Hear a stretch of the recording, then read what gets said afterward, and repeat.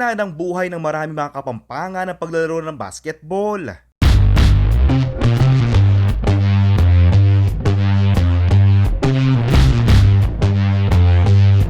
Sa eskwela man o sa kalsada, sa opisina o sa barangay, siguradong may inaabangan liga ang bawat isa. Mismong si Pampanga Governor Dennis Delta Pineda, kilalang basketball fanatic. Siya rin ang head coach ng Pampanga Giant Lanterns sa Maharlika Pilipinas Basketball League o MPBL.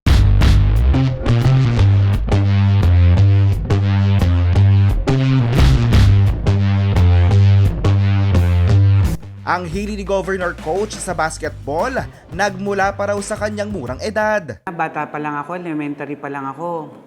Yung mga Kapampangan pagdating sa basketball, iba talaga. Kahit yung mga interbarangay lang, interpurok, talagang makita mo crowd, mga nanonood, mga kabataan na naglalaro. Ewan ko, parang bisyo to na hindi maalis sa Kapampangan yung basketball. Nandito na talaga.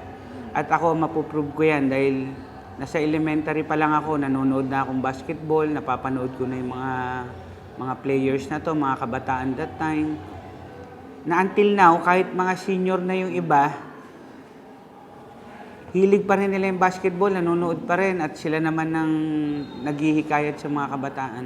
Hindi rin daw maipagkakila na marami ng mga Kapampangan ang gumawa at patuloy na gumagawa ng ingay sa collegiate at professional leagues. Gaya na lamang ng mga Gilas veterans na sina Jason Castro, Arwin Santos, Calvin Abueva, Japet Aguilar na hanggang ngayon ay nasa Team Pilipinas pa. Ilan lamang sila sa mga magpapatunay na iba ang passion ng ating mga kabalen sa hardcourt. Yung passion nila, no?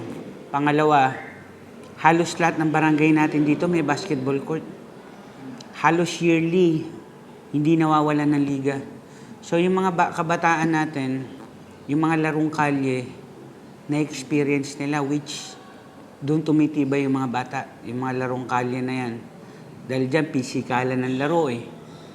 So siguro isang dahilan niya kung bakit marami tayong nadidevelop ng mga kabataan dito sa Pampanga. At dahil sa laki ng potensyal ng mga Kapampangan sa larangan ng basketball, patuloy daw ang provincial government ng Pampanga sa pagbibigay oportunidad para higit na mapaghusay pa ang kanilang mga laro.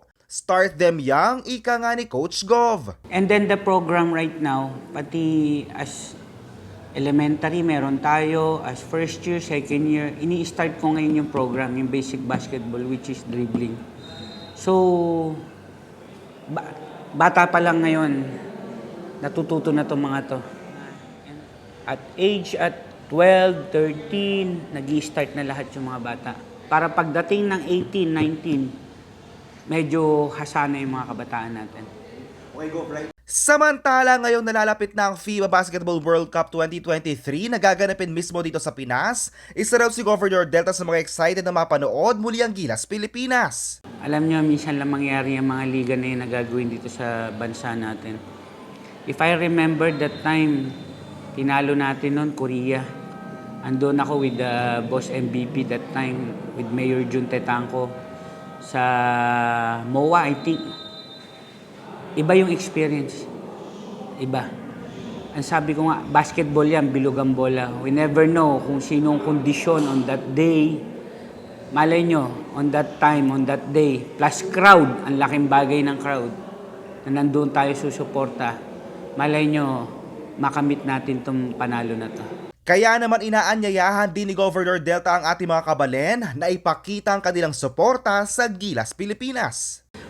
Sa lahat ng mga Kapampangan, kung if you have time, nood tayo, nood po kayo.